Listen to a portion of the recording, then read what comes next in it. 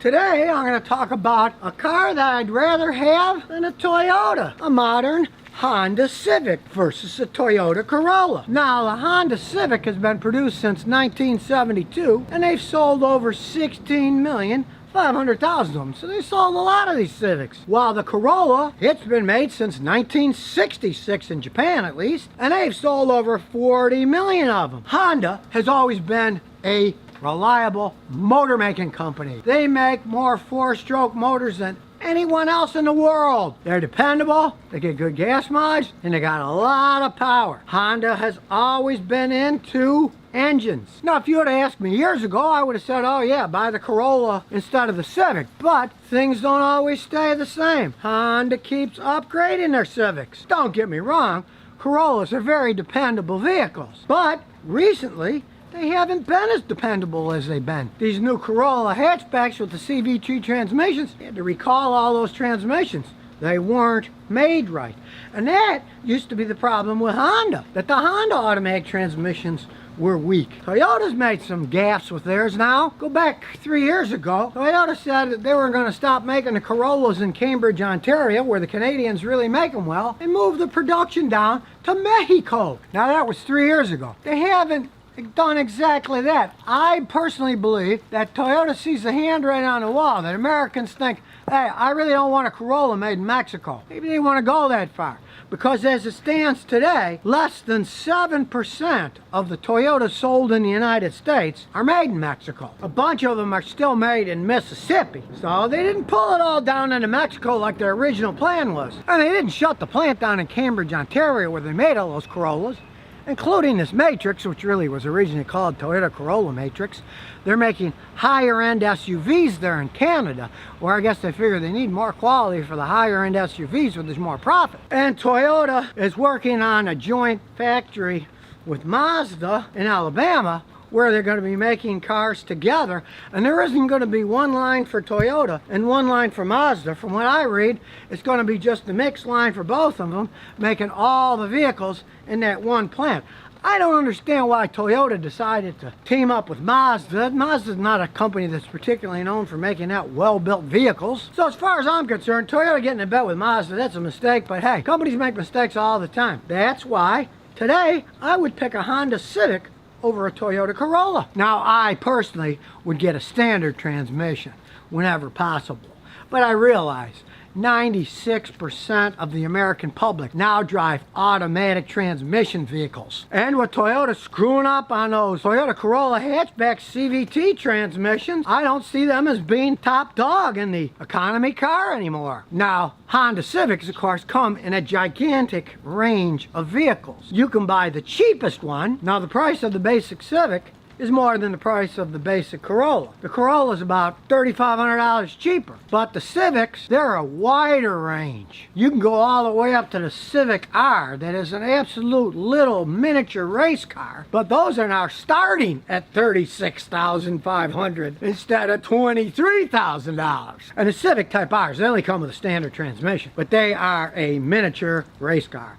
Honda has always been into engines. That engine that's in the Civic R, that blows away anything that you can get in a Toyota Corolla. If you try to compare the Corolla S with the Civic Type R, they're in different galaxies. One is a little economy car that's got a little bit of zoop to it, and of course they all got the plastic body stuff on it. To me that means nothing. I'm talking about engine, transmission, suspension. The Civic Type R outhandles the Corolla from different universes if you drove either of them as hard as you could actually drive them. Of course, you're only paying 21 grand for the Corolla S, and you're 36.5 for the Honda Civic Type R. Yeah, big price difference, but I mean, they're completely different cars.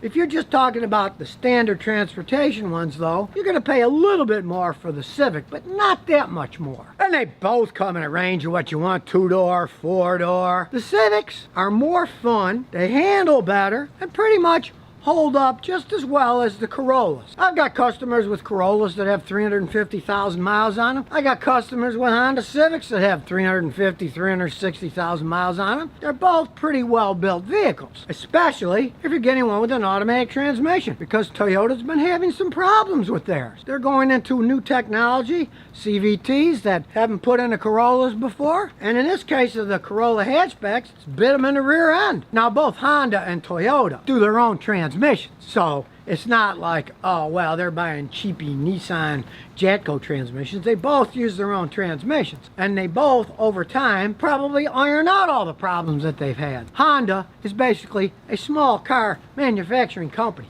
That's what they're best at. They started out making motorcycles, then they made tiny little 550cc air-cooled motorcycle engines in them, and they just kept perfecting it as time went on. Honda's larger vehicles, they don't pan out as much. If I was going to get a larger vehicle, I'd get something like this used Lexus. All these partnerships, from what I see, most of the time, they make the quality of the better company go down to the lower company that they're partnering with. Look at the Daimler Chrysler fiasco. Yeah, Mercedes can be money pits because they're luxury cars and yada yada, but they still know how to make cars. Theoretically, they invented the car, right? If you're going to take, when they merged with Chrysler, woo-wee, everything started to go down. The Germans lost a fortune on that deal. They shouldn't have merged with a low-quality company like that. That was a big mistake on their behalf. Because if there's one thing I've learned in life, and that's do what you're best at. Don't try to be somebody else. Don't try to get into something that you're not good at. You don't see me painting cars. I'm not a painter. I'm not that kind of guy. So I don't do that. I fix cars all by myself. Well, Toyota, hey, for decades, they made cars all by themselves. And now getting involved with these other companies, if you ask me, big mistake. Why, Honda CR-Vs have sold millions and millions. Now, they've been making these things since 1995. They started out with the idea of taking a Civic base and making a little SUV out of it. Now, Honda called them CR-Vs for comfortable runabout vehicle, and they are. This particular one is a 2012 four-door, got a lot of space in it, reasonable sized trunk, and under the hood, it's got a legendary Honda 2.4 liter four-cylinder engine. This is Honda's version of the Toyota RAV4. These are a little faster than the RAV4s. Honda makes the best engines in the world, and they also handle well. They corner a lot better than a RAV4. The RAV4s are a bit more truckier, a little more chunkier, especially the older ones. Now, unfortunately, this one's an automatic transmission, and this particular one is a very common problem with these. As I told people over the years, Honda automatic transmissions are somewhat weak. This one has a torque converter problem. Under light acceleration, it judders. Now, you can change the fluid, you can go to Honda and have them reprogram the programming for the transmission, and sometimes that lasts a little while, but from my experience, especially with these 2012s, it's going to need the torque converter replaced. Now, this problem shows up that every once in a while, under light acceleration, the car judders. Truthfully, they can go that way for years more. I had a customer, drove one, 200,000 miles they went, and they just lived with it. But if you actually want to fix it, replace the torque converter and reprogram the transmission as old as this is, and that would run anywhere from $2,500 to $3,500. But as I said, you could continue driving this thing. It's been shuttering for over a year. To me, it's only done it twice. Some of my customers will live with it, some of them won't. That's why I always warn people about automatic transmissions and Hondas. If you got a choice, get a standard. They're much better. Now, Honda sold millions of these things. And yeah, like any other car, they've had problems here and there. But the customers of mine that drive wild, like speed, cornering, they're much happier with a CR-V than they are with a RAV4. As you can see by looking at them, they're not as high as a RAV4. They're a little bit lower, so they're going to corner better. And overall, they're more aerodynamic and really somewhat better looking than the RAV4s are. To me, comparing the CR-V to the RAV4 is the same as comparing the Honda Civic to Corolla. They're both good vehicles, and they both have their fans. The people that like driving faster, having more acceleration, they're going to get a Civic or a CR-V. Where those who value extreme long life, vehicles that hardly ever break down, those people are going to be happier with a Corolla or a RAV4. And yes, the CR-Vs, hey, they ride better than the RAV4s. They're more a driver's car. They're set up more for spinning around a lot quicker. And they have space. but a RAV4 actually has more space inside it. And I've had both CRV owners and RAV4 owners get well over 350,000 miles out of their vehicles, so they still are pretty reliable, aside from the weak automatic transmissions of the Hondas. And the CRVs went to disc brakes in the back before the RAV4s did, so not only do they accelerate better, they decelerate and stop better. Now, from my experience of the Honda CRVs versus the Toyota RAV4s, they both get about 23 miles a gallon in a city. The CRV's better on a highway. This particular one gets 31. Most of the Toyota RAV4s of the same age only got 27, and that's because it's less of a boxy vehicle. So even this thing is a little bit quicker than a Toyota, it actually gets better gas mileage on a highway. And like most four-cylinder Hondas, you can see they got a lot of working room. There's space under the hood. It's not particularly cramped. It's easy to work on these things. And if you're not too big, they're high up in the air, so you can change the oil without having to jack the vehicle up. Unless you've been eating too many hot dogs and donuts, then you probably have to jack it up a little to fit under there. Did you know that the Honda Accord was originally based on the Civic? Initially, Honda wanted a larger, quieted, more powerful, and comfortable car than the Civic. That's why they made the Accord hatchback in 1976 as a simple three-door hatchback with 68 horsepower. It was Honda's test shot. A year later, they started producing the sedan edition. The car was equipped with a 1.6-liter gasoline engine. Soon after came the 1.8-liter engine. It was fuel efficient, so it sold very well during the oil crisis years. Meanwhile, Toyota was working on the Celica Camry. In turn, the Celica Camry shared some of its parts with the Toyota Corolla, although Toyota redesigned the Corolla by extending its front end and adding styling elements reminiscent of the Celica Supra, like the T-bar grille. The idea for the Toyota Camry actually emerged from the Celica Camry. The Celica Camry isn't strictly the first generation of Camry, but more like its predecessor. Honda, in the meantime, was experiencing strong sales in the U.S. This led Honda to build a factory in Marysville, Ohio, in 1982 to assemble the Accord. In fact, the second generation Accord is noteworthy because it was assembled in the Marysville plant. In fact, the Accord became the first Japanese car to be produced on U.S. soil. The car came available in sedan and hatchback form. That same year, 1982, Toyota made the Camry its own independent lineup with the V10 series, and this officially started the Camry Accord race. The first Camry was a compact car when it first came out, not the mid-size wide body that we see today. Toyota exported the Camry to Australia, Europe, and North America in 1983. The front-wheel drive model was offered in sedan and hatchback bodies, and it was equipped with a 1.8 and 2-liter inline-4 engine. To us today, it looks so basic, boxy, and rectangular. But at that time, you'd hardly know that decades later it would grow to become more sleek, stylish. Next, Honda released the third generation Accord. They redesigned the sedan and hatchback and added a coupe version. It had pop-up headlights and four-corner double wishbone suspensions. During that period, Toyota markets their second generation Camry, or V20 series, starting in 1987. The wheelbase was the same as the first generation, but the car was now longer, wider, and had a larger trunk, so more interior space. Toyota offered the Camry also in the wagon body and discontinued the hatchback configuration. It came with the same engine as before, and also later came with an option for a 2.5-liter V6 engine. In the meantime, Honda changed its mind on the headlights for the fourth generation Accord. They replaced the pop-up headlights for fixed ones. The Accords of this area were lower, wider, more spacious, and the Accord came to be classified in the mid-size sedan class. Honda soon nixed the hatchback version and started offering a wagon configuration in the U.S. By then, the basic model came with a 125 horsepower, 2.2-liter single overhead cam 4-cylinder engine.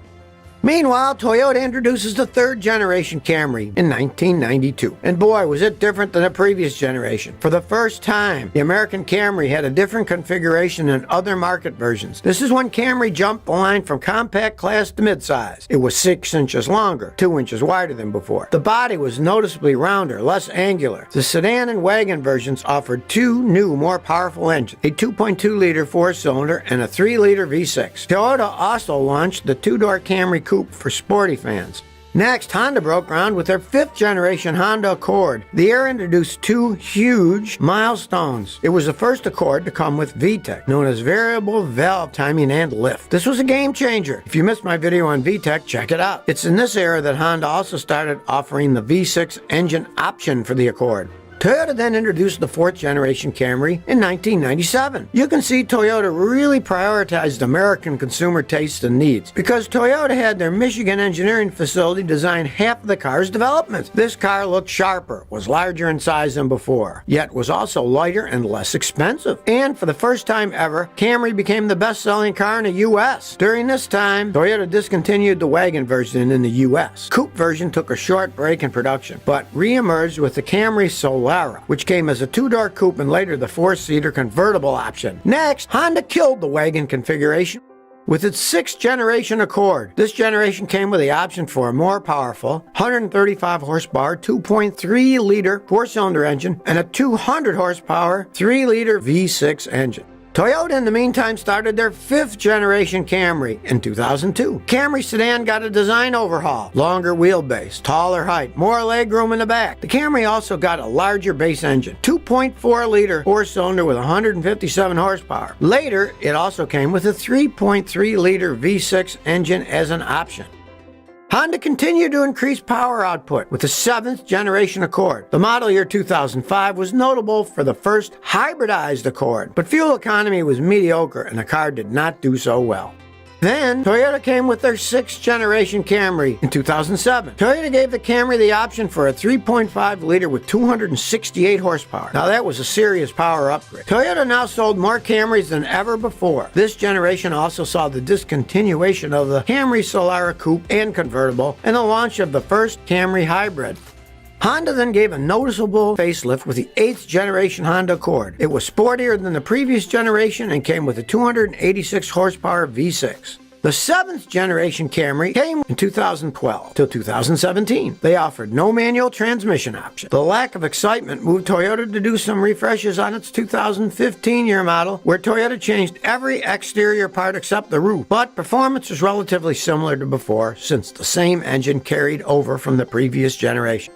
In the meantime, Honda kicked off its 9th generation Accord by debuting the CVT transmission. Honda also introduced the new Accord Sports model. It was offered with dual exhaust outlets, sportier wheels, and a standard 6-speed manual transmission. And that brings us to the present. The latest Camrys on the road, the 8th generation XV70. Toyota gave it a sportier facelift and vibe. Last year, Toyota added the 2020 Camry TRD model. It has a race car look and firmer suspension, but 301 horsepower, 3.5-liter V6 engine. The latest generation 2019 Toyota Camry remains one of the most impressive value-laden cars available. They say owners can expect this car to retain about 60% of its value after 3 years. Today, the latest Honda Accords are in the 10th generation. Honda kicked off this generation Accord by debuting the CVT transmission. Honda nixed the coupe style and V6 engine option, and instead we started seeing the basic 1.5-liter VTEC turbo 4-cylinder engine and the optional 2-liter VTEC turbo 4-cylinder. The Accord Hybrid went on sale the following year.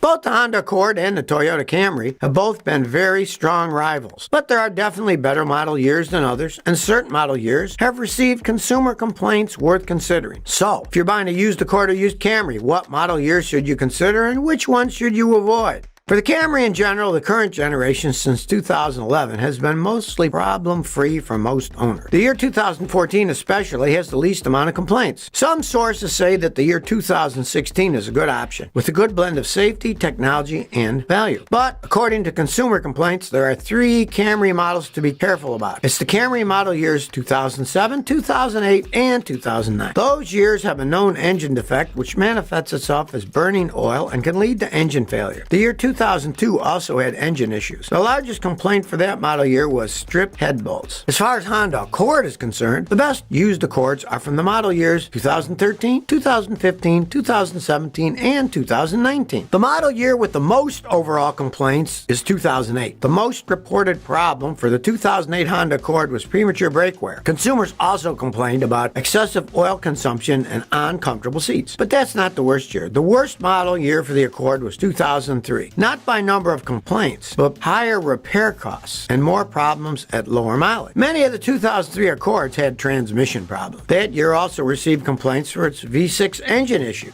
No car is perfect, but overall, both cars have a proven track record and strong reputation for reliability, fuel economy, and customer satisfaction. That's why they're the top sellers in America. Did you know that the Toyota Camry outsold every other sedan in the U.S. for 18 years? In fact, it's the best-selling passenger car in America. An average Camry's lifespan is between 200,000 and 300,000 miles. So assuming you drive 15,000 miles a year, that means the car can last 15 to 20 years and still be in good condition if you service it regularly. The latest generation Camry is much more popular than generations prior. A common question people ask is whether they should buy a Camry with a high mileage. Camrys are reliable even with mileage, but in general, I don't recommend buying a car with more than 200,000 miles unless it's really cheap and it still runs good. Wondering how many miles a Honda Accord can last? An Accord also has the potential to last that long if it's cared for properly, even if you buy a used model. Consumer Reports has claimed that Accord is one of the most likely car to be able to last long like that. So which is better, the Camry or the Accord? Of course, we see fans on both sides of the camp. Some say the Camry is a top choice for comfort, powerful engine options, and well-balanced driving dynamics. The Accord is a top choice for sporty driving, fuel efficiency, more interior space, and nicer cabin overall. But what do you think? Comment below and let us know your opinion between these two. If you enjoyed this episode, please subscribe to my channel. Thank you for your support. So if you never want to miss another one of my new car repair videos, remember to ring that bell.